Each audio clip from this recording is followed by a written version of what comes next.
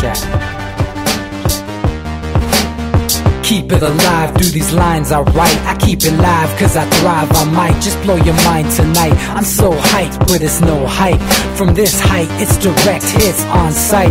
I'm your type, lend me your ears to show you that there's something in me. I'm not giving up, I'm standing right here, holding these days hostage. And I'll make this my year. We turning fear into love, and the love's in the air. I love doing this cause nothing compares. Nothing can share that same type of feeling when you feeling and flares. They can't catch it, it's havoc. I rip to a tear, switch a scenario. My stereos, I leave them impaired. Variables start to change and they're all in my range. I just gotta grab it, it's all mathematics. Every step is drastic, I make it fantastic. I'm trying to take your breath away. Asthmatic. This is live through the stereo. Go and let it blow, blow through the stereo. I'ma let them know through the stereo. Yo, here we go through the stereo, stereo. This is live through the stereo. Go and let it blow, blow through the stereo. I'ma let them know through the stereo. Yo, here we go through the stereo, stereo. Yeah, just nod your head with it. So explicit and vivid. Every image is intricate, intimate. I put my all into it. No scrimmage and no rules. I'm a pro tool. Hear my heartbeat, beat into the vocals. I'm so loco, lost my mind, oh no.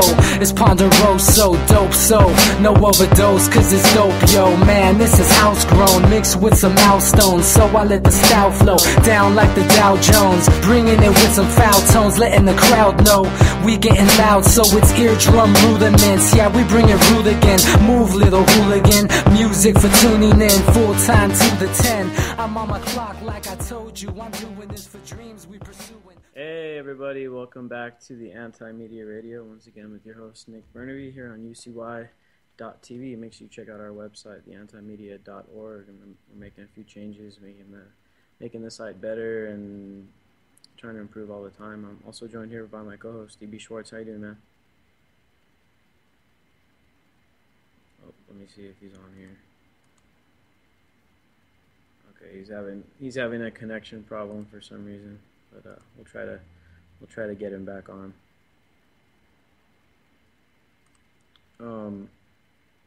Anyway, make sure you guys check out Ponder and Excel as well. They're the guys that make the awesome intro and outro music for us, and there's some really cool independent, artists in San Diego. Anyway, we're gonna jump right into the news here, and this story I think is probably one of the biggest. It didn't get very much attention, but Sweden confirmed that there will be recognition of the state of Palestine. A move which is a sign of increased pressure on Israel amid worldwide scrutiny from the Gaza genocide. So, we talked about it a lot on the show, about what was happening with, this whole invasion of Gaza, and,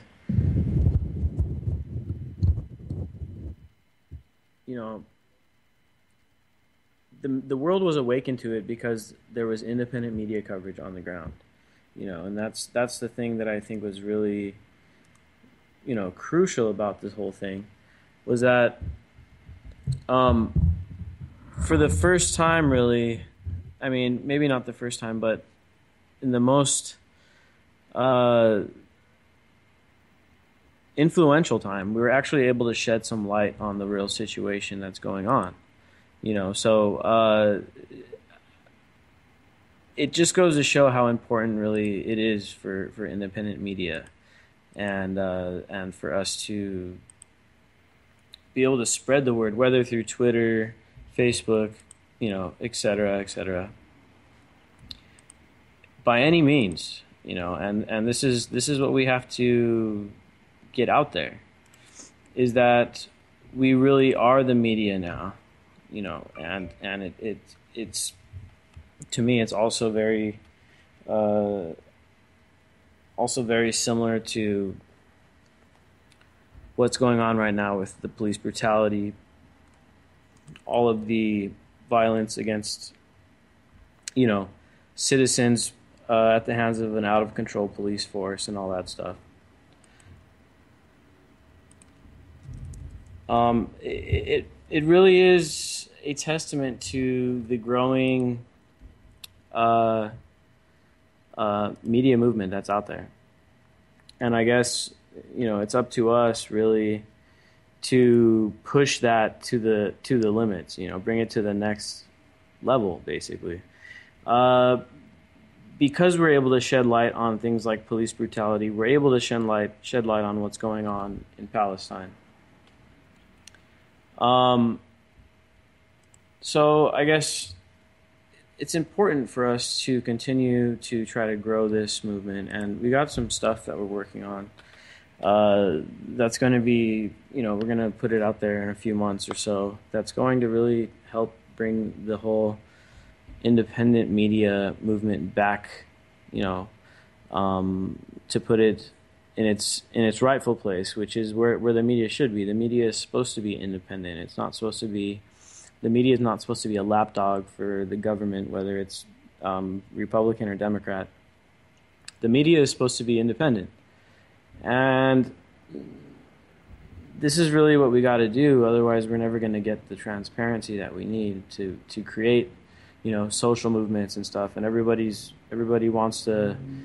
knows that we need social change. We need something needs to happen where the situation gets fixed or, bettered for a lot of people. But it's going to be really tough to do that without the media. We got to have the media to be able to support these ideas and support the movements and stuff like that. Otherwise, we're not going to be able to,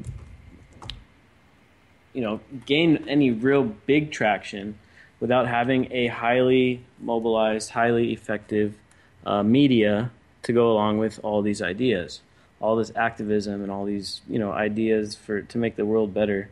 Right now, it's not supported by the media because we have a corporate media, and the corporate media, for the most part, is steering the news cycle in a direction that enables the people that own all these corporations to make a lot of money.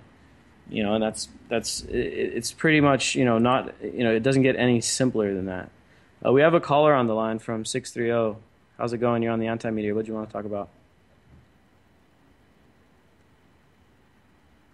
Hey, are you there? Okay. Guess they're not there.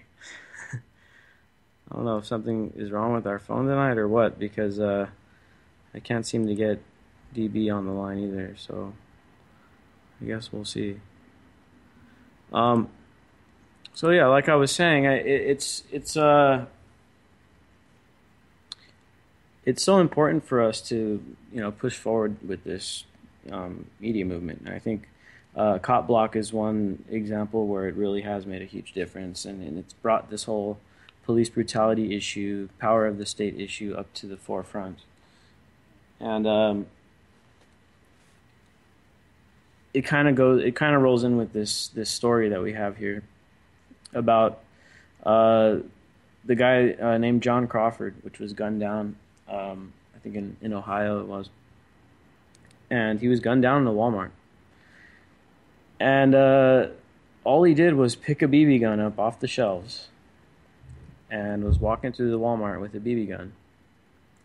And someone in the store called the cops because they got scared, which I think was the first huge mistake that happened. And then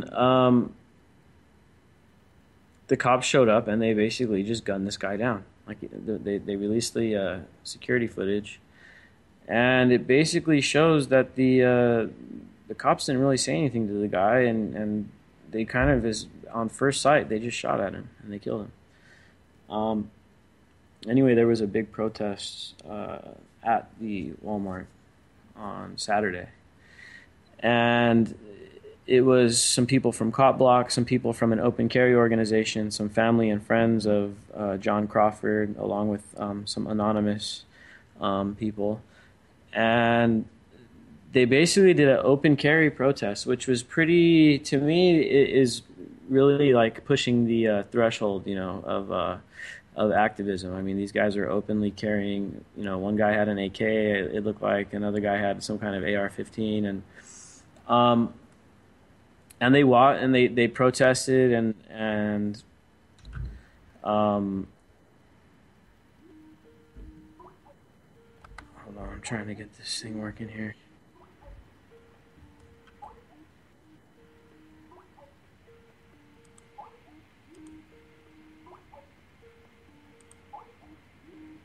All right, hold on. Sorry, we're having a weird call here. I don't know why.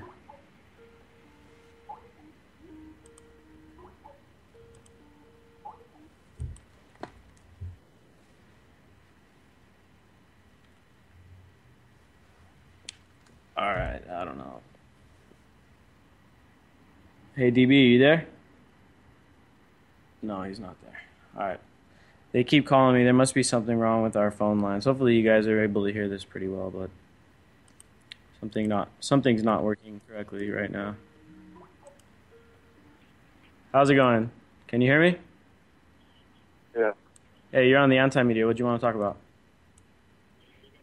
Oh, I just wanted to listen. Oh, you just want to listen? Yeah. Are you not able to hear it on the website? Oh, you have to go on the website, right? Yeah, there's a website there. I'm trying. We're having a little bit of a connection problem right now, I think, though. We're trying to get it working correctly. Oh, okay. Thank you. All right.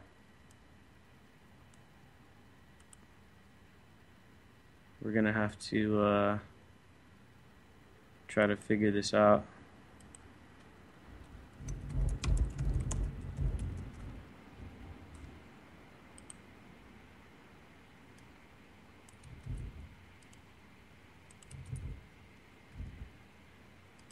All right. Sorry about that, guys. We're just having some kind of technical difficulties tonight. We haven't had any of these in a few months, but back to this story with how's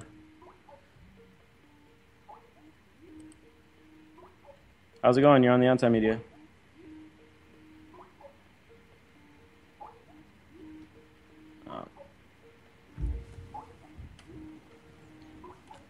Yeah, I don't know what's happening here. Sorry, guys. Still messing up. All right, with the John Crawford story. Anyway, these guys are open carrying, and they just walked right into the Walmart, and they just did their thing, and no one gave them any problems. But unfortunately for John Crawford, it was basically a bunch of cops just showing up, and I don't know, man. I mean, they just showed up and they just shot the guy, and it's just it's a symptom of this overall kind of attitude shift, I think, that we've been seeing with the police and like the process of militarizing them, because I think that is in one way a big it's a big factor when it comes to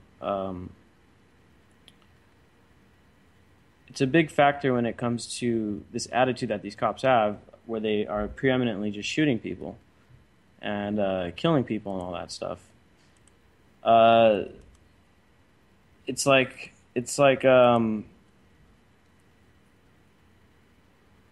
it gives them this courage when they have all this militarized equipment and all this gear and all this stuff. It makes them act differently. How's it going? You're on the Anti-Media. What do you want to talk about? Hey, this is Manny from Occupy Los Angeles. How you doing? Pretty good, man. Thanks for calling in. I'm having a little bit of technical difficulties, but you're called in fine. How's it going, man? Pretty good. Remember when I told you that I couldn't hear nothing, and my friends had changed computers like crazy with different people, and there was no sound last Wednesday. Remember I told you that? Yeah. You told me there was no problem on your side, but it was definitely problems on everybody's side. I mean, 37 computers in LA can't be wrong, Oh yeah, that's definitely something we're gonna have to check into. Yeah, there's maybe something wrong with our code right now or something, because we're having problems getting my I'm having problems getting my co-host on the radio too. But how's it going, man? What do you want to talk about? Here. Oh, cool. We finally got you on. Okay, well, this is the deal. You're basically talking to Crawford, which is perfect because I almost went down there to Ohio. I was actually, decided to wanted to go down there instead of going to, say, New York, and of course never made it because there's so many things going on in different places. And it was amazing because the march was going to start on Monday, and the grand jury in those 3 days never considered even filing charges against the police officer that killed him at at the Walmart, And of course, right now the big movement that's happening is Ferguson is going to be this weekend on the 10th, 11th, 12th, and 13th. We're celebrating our Occupy movement on the 11th here in Los Angeles with Michael Brown, that got killed. And basically, you basically know about Michael Brown in Ferguson, Omar Abrego down here, and also Isel Ford in Los Angeles, South Central, And so that's happening, obviously, the big third anniversary of Occupy Los Angeles, October 11th. Then Occupy San Diego, October the 7th, which is tomorrow. And they're having a big protest down there on the 22nd down in City Heights, and cops are just out of control everywhere. It's just happening, Look at South Carolina, for instance. It's just, this guy goes to the gas station and guy says, let me see your license. He pulls it out and shoots him. Luckily, he didn't kill him, So that's where we're at, And so, but yeah, then I don't know if you heard about the story that was just coming out of Mexico today and yesterday. But there was a big protest down in Mexico, and a bunch of students were kind of occupying some space and some buses and stuff. And I'm from originally. So just to let you know, it was the big thing on October 2nd in 1968. All these soldiers killed all these people. So that was the big thing that was happening, where all these cops were, they need to basically be accounted for. And some of that happened in my home state of Guerrero, because I'm from Acapulco, Mexico originally, And so it's just, definitely keeping a tab on what's happening down there. That massacre is just amazing. So it's like I posted it October 2nd, 1968. You can never forget something like that, just almost like what happened in China, History is repeating itself now, apparently, because that's the big news now is that the students that were protesting thought police were coming to help them. The police were paid off by the cartels, and then they came and both killed all the students and buried them and burned their bodies. And it's starting a big thing now because, honestly, if you're going to take out the next generation, then it's anybody. Anybody's a target, anybody. Oh, yeah, that's correct. It's just, so I'm kind of glad you guys are talking about this topic. I'm big on the radio with you guys on Monday and Wednesday whenever possible. Fridays, I just let Fridays go, to be honest with you, and stuff like that. So thanks a lot, guys, and keep on doing that show and stuff like that, and I appreciate your show, okay? Thanks, man. Feel free to call back anytime. All right, brother. Thank you. Bye-bye. Later. Hey, man, so glad to finally get you on. I was kind of lost up there without you for a while. I don't know what was going on. Yeah, I maybe we're finally generating attention from certain people. I don't know.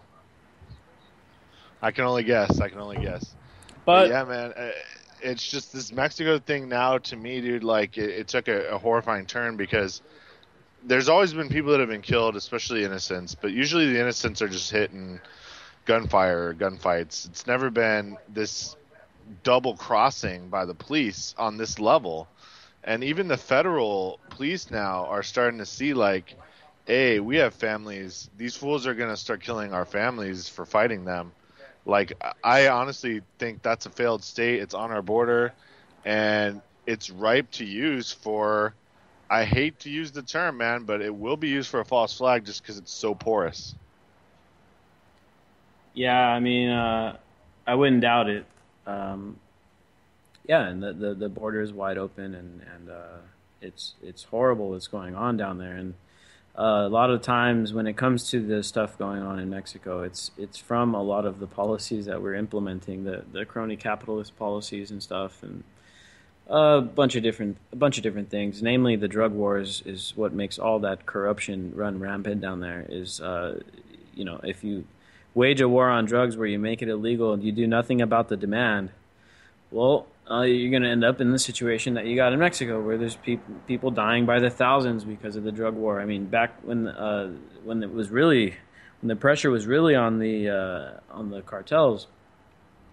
Remember, they were losing like something like 60,000 people a year to organized crime related deaths because of the prohibition. And it's just like what happened here when we did prohibition of alcohol.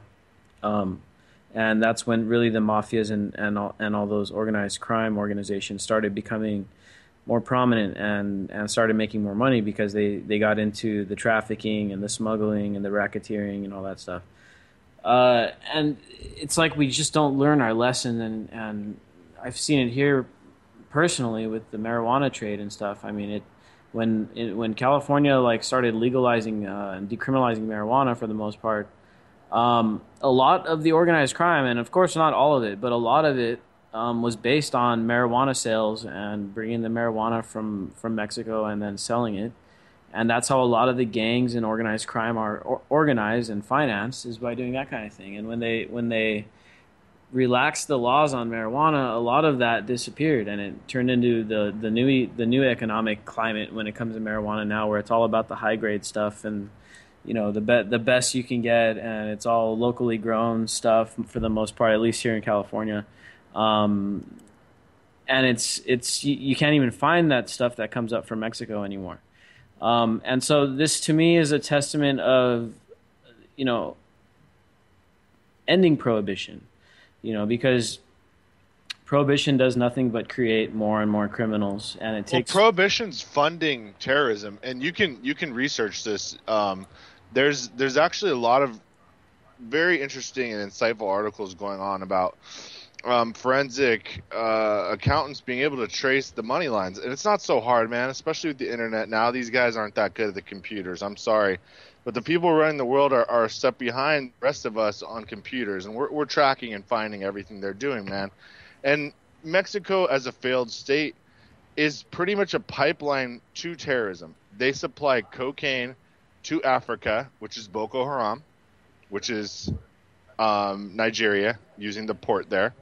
And then that gets trafficked up through Saudi Arabia, which filters it to Israel and all of Europe, man. And that's a pipeline of money that's directly funding terrorism, that's going to kill the consumers, which are the Western Europeans, Israelis, and ultimately us, man. And these pipelines, they're traced. They're found now.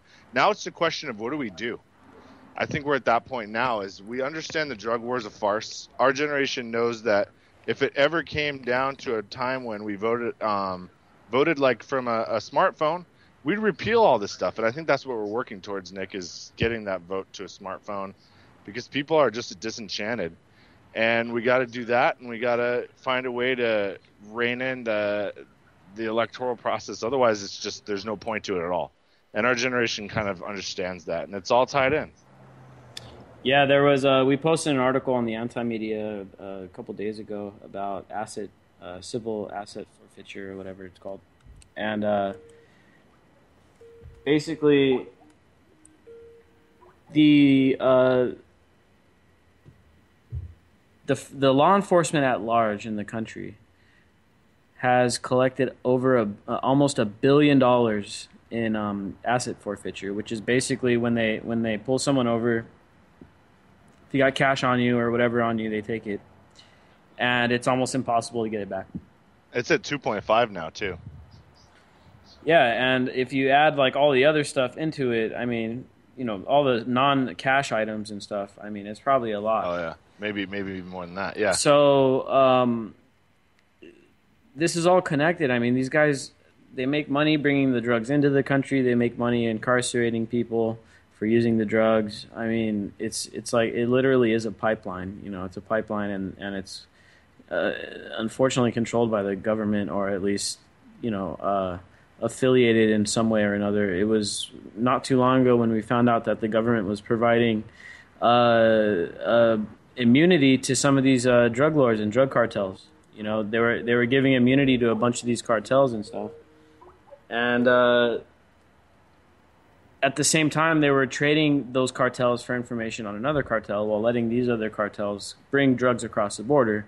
basically, and they would never have to spend any significant time in jail. And don't forget they were arming them, and that's why Holder's gone, because of Fast and Furious, among many other things he never basically took accountability for and fixed. And I don't know who's the next person that's going to come in after that, but the cozy relationship's documented. It's exposed. Everything's out there now. Now, a lot of people are in disbelief. A lot of people are still basically buying into the comfortable and very, very rapidly fading illusion of the mainstream media, just simply because if a lot of people believed what we believe, Nick, based on the evidence we've read over many years, if it all hit them all at one time, it's too much. And I think that we kind of understand that, and that's where we could see where society would have a breakdown if these things all came to light at one time. But they've been leaking, and now the floodgates are open. And there's just nothing they can do about it. All they can really try to do is pass this, whatever this was, this journalism shield law. But as soon as they do that, we're going to expose it. We're going to start a huge ruckus about it. We're going to make such a big deal about how bought and paid for the corporate media is, that they're able to be protected by legislation, that it's a moot point, and that they no longer serve any function or purpose, and should be broken up like the monopolies they are. I mean, this opens things for the wolves in California, the lawyers here, and I know it's getting ready to go.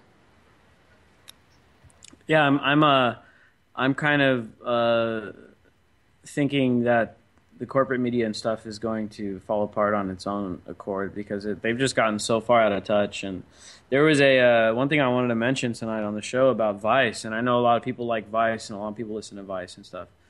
And, you know, for the most part, I think Vice has pretty decent content and stuff. However, there was a guy that basically got fired from Vice or whatever, and then he posted some emails and some comments and stuff that he had when he was working for the company. And basically he was showing how, you know, Vice would make people basically they would make the writers run their stories by the Special higher Agent ups. Webster with the Federal Security Agency in Washington, D.C. I'm going to need a few moments of your time. I don't know what that was. Thank you, Ronald. Thank you. You know, before he got shot, things were different, weren't they? Someone called and played that clip for some reason. Anyway, this guy from Vice named Charles Davis was working for them, and he got thrown out or whatever. He posted some screenshots. And he's basically showing how the higher-ups of Vice are basically saying, hey, man, like, you know, we didn't like that story you wrote about the NFL, and we didn't like how you were critical of the NFL. Aww. And basically they were telling him, hey, from now on you got to run all your stories by the higher-ups, and we got to make sure that it's not going to, you know, basically piss off any corporate allies. And, so, yeah. You know, we know that Vice is more or less being bankrolled by Rupert Murdoch and Fox and all that stuff. So, you know, it's Fox News Youth Division. That's what it is. Exactly. It's trying to trick you into thinking that they're edgy. But think about it, man. How are you going to embed with ISIS? How? How did they get that footage? Why is Rupert Murdoch dual citizen? I mean, there's a lot of questions to be asked, man. They're a major, major brainwashing propaganda arm, because a lot of the youth are buying into it. Now, a lot of them are not, too, and they're starting to see what it is. But this is the co-opting of the alternate media, where probably a good 9 out of 10 of them are what they would consider like a gatekeeper, somebody that's going to push you in the wrong direction. And this is just more of that, dude. It's just more of that, and it makes you think, you know, oh, I'm getting the real story about things. No, you're not. You're not. The real story is citizen journalism from that country on live stream, on a blog. They're going to go out and get an actual story, their perspective, not something bought and paid for with advertising. Yeah, and you make a good point about the whole ISIS documentary that Vice came out with. I mean, it begs the question, you know, how in the hell did they get that kind of footage? And and I mean, we all know ISIS is kind of questionable with their ties, and the U.S. CIA probably more or less helped create ISIS and all that stuff. And we all know that Fox is in deep with the government and all that. It's a whole crony capitalist kind of system. So, while we have to support alternative media and independent media, we also have to keep in mind and watch, follow the money trail. I mean, I guess that's the biggest thing we can do is say, okay, where is the money coming from? Okay.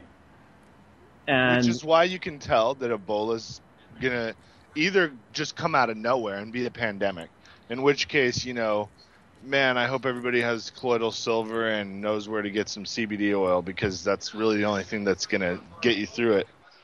But when they keep bringing it up in the media, Ebola, Russia, Ukraine, sanctions, Syria, got to take Assad out, pretty much just came out and said it the other day on 60 Minutes.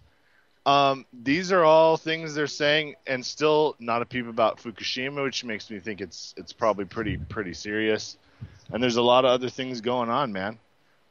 There's polls flipping and there's world events, so you got to take everything with a grain of salt and try to look for what they're distracting you from. Yeah, there was an article today on Wall Street Journal today or yesterday, and it was an op-ed written by John McCain and Lindsey Graham, and the title of the article is, if you want to beat ISIS, first remove Assad, and anyone can go read this thing. I mean, it's a total. But Assad's fighting ISIS. Yeah, it's a total neoconservative hit piece, but I read a few lines of it. It was tough to read because it was just, I knew who it was coming from, and it was just horrible. But I mean, Lindsey Graham and John McCain are openly saying, hey, if we can remove Assad, then that automatically means that we beat ISIS. And it's like, what the hell are you talking about? That automatically means that we're going to fight Russia, and we're also going to fight Iran, and probably China will get involved in some way, form, or fashion. And it's not going to be good news. And you know what? That India we considered that was going to help us and keep Pakistan in line and kind of be that backdoor ally, they're not allied with us. Germany's about to sever its economy with us, and so is France, of all places. So we're not going to have any kind of economy to make this happen. It's going to be a massive drone war where a major amount of civilians will get hit. And you know what that does when you hit civilians and you keep doing it, and there other countries are able to respond in kind? We get hit. And that's all the game. They don't really care if we get hit, man. That's the thing that the people that are United States citizens, that people that live here that are listening should kind of get in their mind, is that the people that lead us don't care if we get hit. They want that. They want us to get hit as much as we can. That way they don't have to deal with us, number one, when the economy implodes. And number two, they can respond with everything they got. And I'm sure it's some nasty stuff. Yeah, there was just a report out yesterday as well about how Russia now has more nuclear capabilities deployed than the U.S. does, and it's the first time since the year 2000. But we're way beyond that, though. I'm sure of it. Yeah, and I mean, this is just the stuff that's on books, and I'm sure both sides have stuff that's off the books. I'm sure China already has satellites in space that are nuclear armed and stuff like that as well. But that's just stuff that that's stuff we won't really know about. The public won't really know about anyway. But it really does seem like these idiots, John McCain, Lindsey Graham, these neoconservatives on Fox News, and all these guys that are on all the other networks that get interviewed that are basically military-industrial contract lobbyists. It's almost like they want World War III. And that's the only thing that can explain the reason why they're prodding Russia so much with Ukraine and then with Syria. I mean, we've been saying this from the beginning, that this whole thing in Syria isn't so much about ISIS as it is about Assad. And you read stuff like that from John McCain and from Lindsey Graham, and it kind of confirms that for me. And if you guys remember back a few shows back, we opened up the show with a clip from General Wesley Clark, where he was talking about the elite plans to overthrow 7 countries, and they've almost completed that task. Syria is next on the list. Libya was on that list, which we already overthrew. But he even said it. He's like, you got Bill Kristol out there on the writing articles on the Washington Examiner, whatever news outlet that he mentioned. But this is the same thing.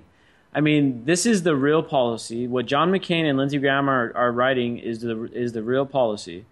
They want to overthrow Assad, and not many people know exactly why, but I'll tell you why. It's not because of humanitarian needs, because if it was for humanitarian needs, we wouldn't be supporting Israel. It's because they want to play geopolitics. They want to establish a pipeline that cuts Russia out of Europe. And, I mean, this is the stuff that, these guys are basically laying out there for the whole world to see, and it's upon us to kind of decrypt it and understand it for what it is. And these are the plans that these guys are just laying them bare, and that's their job. And it's a super chess game, and it's all, it rings so hollow from hypocrisy. Now, where we are, I love to bring up popular culture sometimes because it really does resonate. And there's the opening of the of a show where the guy says, we don't go to war anymore for moral reasons. And he's right, we don't. We haven't for a long time gone to war for a moral reason, because if we did go to war for moral reasons, we wouldn't be allied with our allies in the Middle East at all, because they're the worst abusers of human rights. Yet we're so insistent to prod Russia, which, they don't have the best human rights, given. But at least there, people do have a chance at a life. They're not under a massive, oppressive, theocracy. Yeah, sure, it's a regime like ours where you're under surveillance and it's everything with an iron fist if you break out of the bounds of the societal norm. But honestly, if we were so insistent on world peace and an actual order coming out of this chaos that it is right now, why wouldn't we just merge with the next country that could do something about it, which is them, which has oil, get our oil interests out of there and actually clean house there, because they're the biggest threat to the whole world. That's where we know that we're not fighting for moral reasons anymore.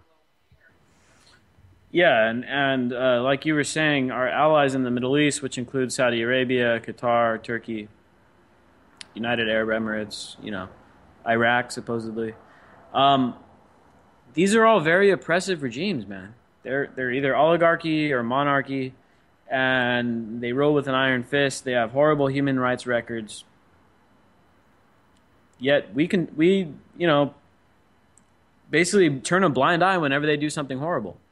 And if you look at what just happened in Saudi Arabia, they were just beheading people just this past weekend, and I mean, they were beheading people for sorcery and all kinds of these just made up crimes and stuff like that. And these are our allies. They're beheading people like crazy. They behead Christians. I mean, if the American people could just be focused for 1 second on one of the most egregious statements of our foreign policy, which is, who are we allied with? Why are we allied with these kind of people? These aren't people we'd allow in our homes or into our country. If we did, we'd rise up with our God-given right to have arms and take these people out, man. These are not people we should be allied with. And if the people would just stop watching football for a second and realize what getting in bed with people like this is going to do to our has already done to us on the world stage and our credibility. We have to understand we're trading these psychopaths for our traditional allies that have pretty much kept the peace, and we're prodding a fight with a country that can fight back, that really should be providing us the oil instead of the Middle East. So everything's backwards. Why? Because the people that are in charge don't care if a big war happens. There's more profit, and they're already protected. Yeah, I mean, the people that are going to benefit the least out of this geopolitical game, if it does lead to World War III, which is pretty, apparent that that's what these idiots are hoping for. John McCain, Lindsey Graham, all the congressmen that are owned by these same interests. I mean, it's obvious that what they're trying to do is World War III. And if we're gonna acknowledge that, then we got to think about who's the group that's going to benefit the least, or who's going to suffer the most.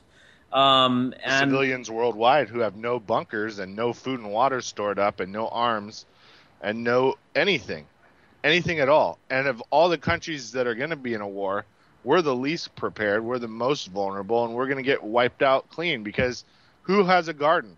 In Russia, a lot of people. In China, people are still going to be able to go back to the garden. Can we? Nope. Like where me and you live, if the water shuts off in 2 days, the city's dead. Like we'll have mad chaos, and it would be just uncontrollable. Yeah, I mean, I think you're completely right there, and even more specific though, I think is the group that's going to get targeted the most and hurt the most when it comes to all these wars. And if it does escalate into something bigger where it's ground war inside of Iraq and Syria again, think of it. Who dies the most? It's the young people of fighting age, the young males that are going to get sent off to the butcher to be butchered, basically.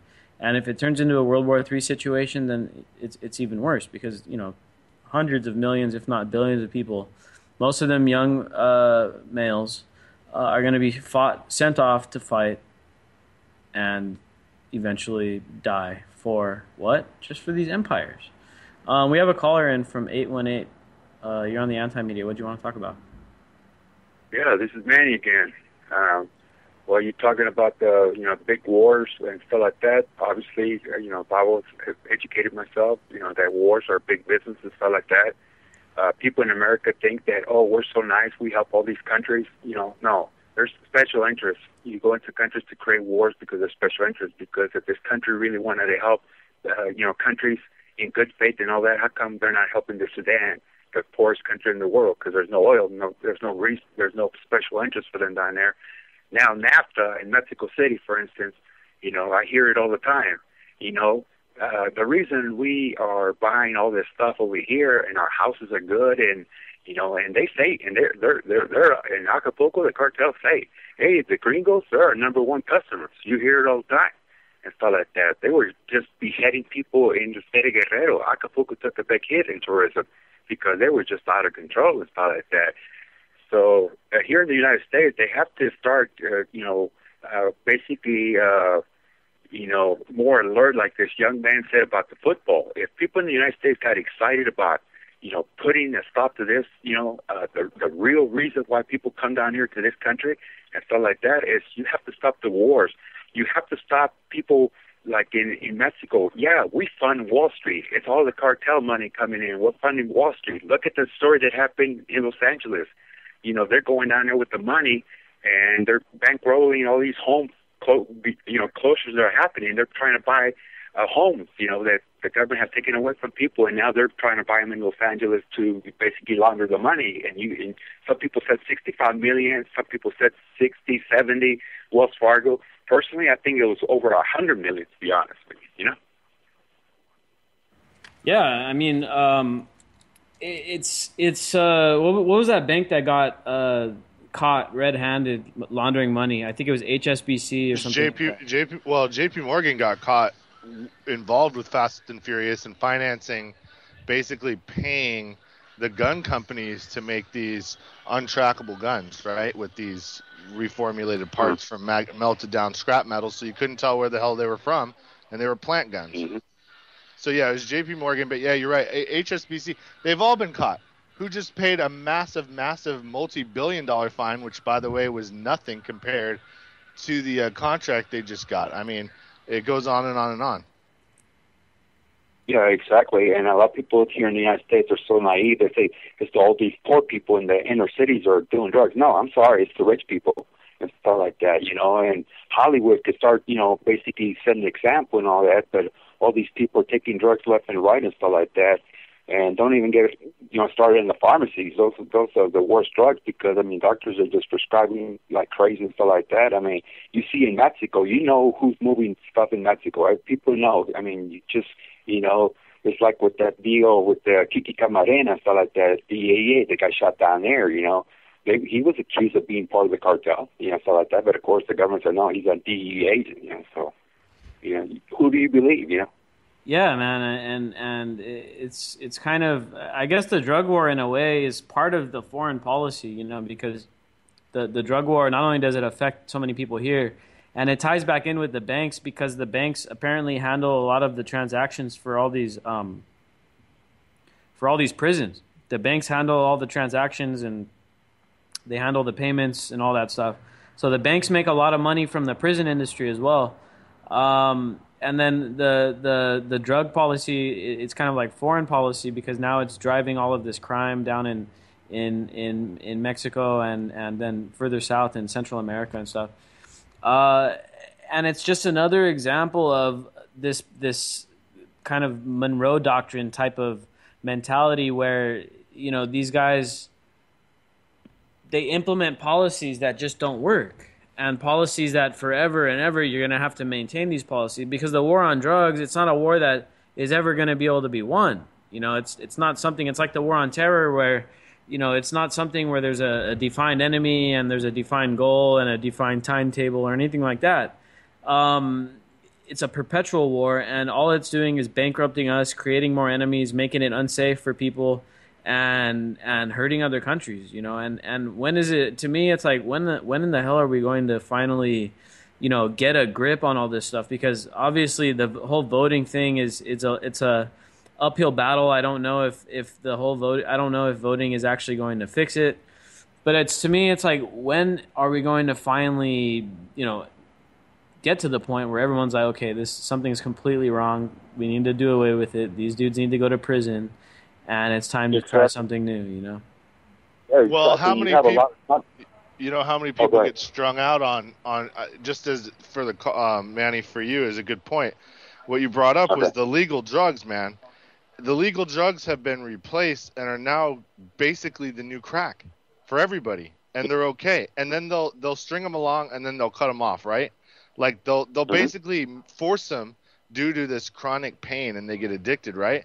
They force them to keep themselves employed in crappy jobs as long as they keep getting that drug. Exactly. So who's the biggest cartels, the pharmacies or the cartels? And you have all these tunnels and stuff like that. It's just the same thing with immigration. If this country really wanted to start immigration, they would stop it. But you know what? I'm sorry. People that come from down there, they want to work down here. You have Mexico that you get paid $1 an hour. For $8, you can buy somebody, for $8, an employee can work for you all day. For $8, $1 an hour. I mean, that's pathetic and stuff like that, And it's just, that's why those countries just, that NAFTA, don't buy it.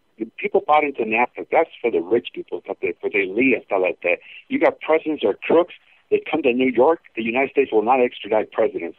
They basically put them, they'll help them go to Switzerland and all that stuff. And that's why corruption exists.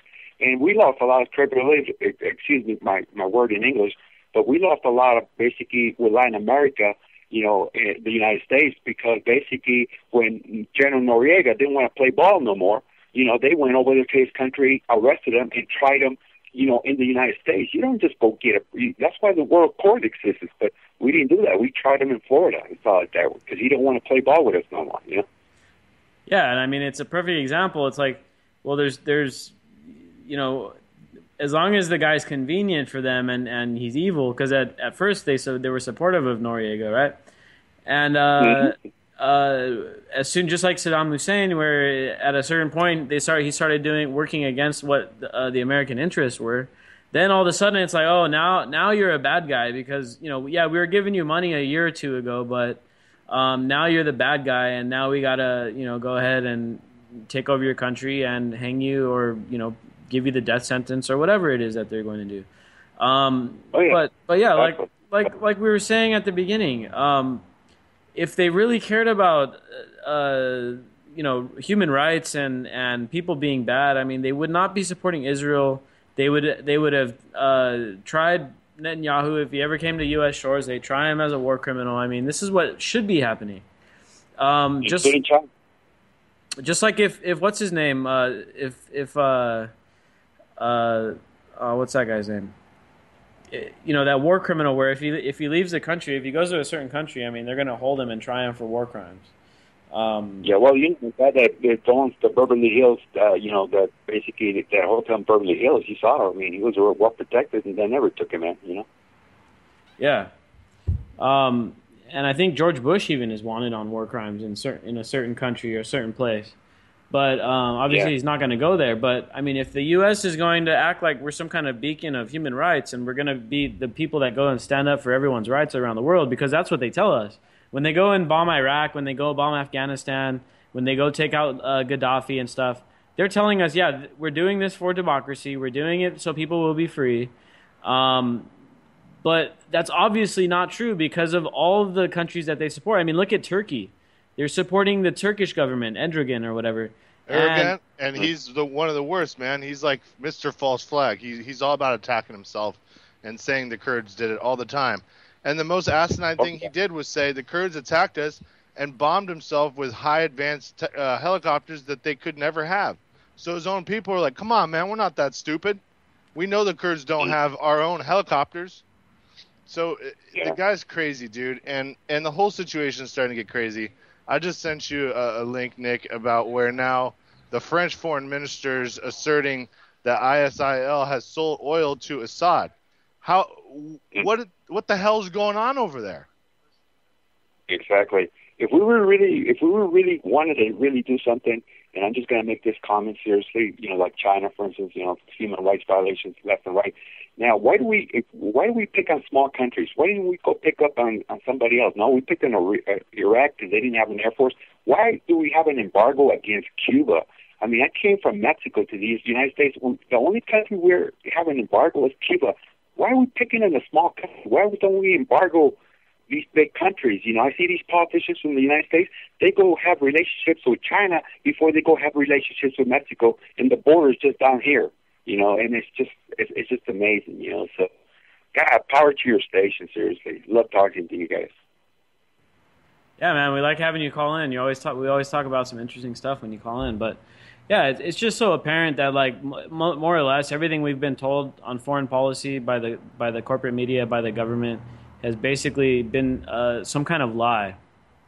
Almost every war is fabricated on something, and I know 9/11 is like a huge topic, and that's why people, I think, really look at 9/11 and say, hey, well, there's probably something fishy about that too, because in the past, if you look back at our track record and if you look at the history, it's the best barometer of what's going to happen in the future, if you ask me. And we've got a track record of false flags, foreknowledge, propaganda, overthrowing governments, arming rebels, and that's the whole thing with ISIS. And staying on the topic of ISIS here and with Turkey and all that, there's a city right now under siege by ISIS, a city called Kobane, and ISIS is basically right now street by street, house by house, taking over the city. They've got about half of the city under control at this point. Yep, and they wiped out a village called Zimrin, which of course has oil interests, but they ethnically are cleansing. I mean, what are they doing, dude? They're not fighting anybody. There's no army fighting anybody. We're bombing infrastructure in Syria. That's Assad's because we're softening them up. And then these maniacs are going around just killing civilians, and they're not being hit, dude. Nobody's hurting these guys except the Kurds. That's it.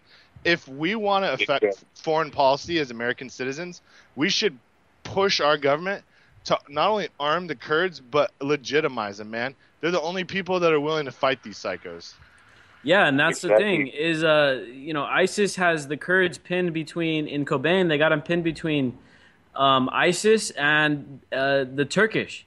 And if you look at recent history, the Turks have a long track record of persecuting the Kurds. And like you were saying, they pull false flags, blame it on the Kurds. And right now, the Kurds are getting massacred in Kobane, and they're being trapped in between the Turks and between ISIS. Of course, the Turks are, quote-unquote, not doing anything. If you ask me, they're probably actually helping ISIS defeat the Kurds because the Kurds have been their problem for a very long time. And, well, you guys said it. Oh. Go ahead. You guys said earlier, you said to me, and I'm going to just make this comment seriously, you guys said earlier, follow the money. This is what we talk in Latin America. When I go back at the universities down there with professors and journalists that risk their lives getting the story, undercovering the whole thing seriously in Mexico. Journalists die like crazy. Those are real journalists out there. They will risk their lives to do it and stuff like that. I hear them talk all the time. who's making money every time we bomb a country? Because who's building it? We bomb it, destroy it, and then who builds it? You know, who's making the money? So where's the money? You know. So, thanks, guys. Yep. Thanks for calling in. Yeah, he's right. You know what? That's what Halliburton, and that's the business model, man. That's all these countries we have, MIC countries, and let's face it, the construction or the reconstruction industrial complex is massive. And you have to understand where there's these pools of money in the world that are in the billions of dollars. These are where the tentacles of Goldman Sachs dips into, and they all feed back to the same corporate masters. And from there, they get their orders. Who the hell knows? For all we know, they're not even human. But that's a whole other topic. Yeah, and you got to think Halliburton got $36 billion from Iraq in contracts or something like that. And you got to also remember, what else does Halliburton do? Well, they're the patent holder on fracking. Okay, so they basically got somewhat of a monopoly on fracking. And obviously that's the technology that they want to implement in all these countries because it hasn't been done yet. And they can unleash a massive amount of natural gas they'll be able to put Russia out of business, and cut them off from Europe if they're able to take down Assad and if they're able to take down Syria. And then in a few years, they'll build that pipeline. They're going to be able to force Russia into an unfavorable alliance before they tackle China, who's never going to bow down, and that's going to be the real World War III. I can pretty much assume that's what's going on right now with all this posturing. Yeah, well, I mean, it'd be tough to see Russia aligning with the U.S. Just because there's such a history of distrust there. And I think the Russian people are awesome, and the American people, for the most part, are pretty good. But unfortunately, we're not represented by the people. We're represented by these politicians and these oligarchs that kind of give us a bad name, and they make us with all this propaganda. You know, if you look in the Western media, it's always anti-Russian propaganda in the media. If you look at the Russian-run media, it's always anti-Western propaganda. Same thing with Iran and all these countries that we've been posturing up against. And it radicalizes them, and it radicalizes the people of those countries against us. And many times it's due to our foreign policy posturing and the geopolitical chess game and all that stuff. And it really pits other countries against us. So it's going to be tough for us to build any alliance, I think, that's meaningful until we have I hate to say it, but a regime change in the U.S. because right now, the people of the world, and there was that big poll that came out, what was it, like 50,000, 60,000 people were polled, and it showed that most people in the world think that America is the greatest threat to world peace. And if you look at the polling from within the U.S., they showed that they thought Iran was like the greatest threat to world peace or something like that. So it really shows a stark contrast and the effectiveness of the propaganda, because within the U.S., I mean, there's so much propaganda, so much rhetoric, and you turn on the radio, your local radio for 5-10 minutes, and you're going to hear the guy say, yeah, America is the greatest country on earth and the most free land of the free and all that stuff. I mean, really, it's what that is a lot of propaganda. It's a lot of rhetoric, and rhetoric is like the foundation of propaganda. And just look at what we pay in tax and look what we get back, and that tells you right there we're mismanaged, therefore we're not the best. Yeah, and we got all this propaganda, so within the U.S., a lot of people think that we have all this freedom and that we are the best country in the world and stuff, but unfortunately, it's not really true. I mean, we're like, the 47th place when it comes to freedom of the press. We're way back on the list when it comes to like overall freedom, happiness, and all that stuff. I mean, we got some major problems in this country, and but we should be the best. We have the best of everything, so we're not the best because we allow ourselves to be controlled by basically crazy people. All right, guys. Great show. Thanks for calling in. We'll catch you guys on Wednesday. Same time.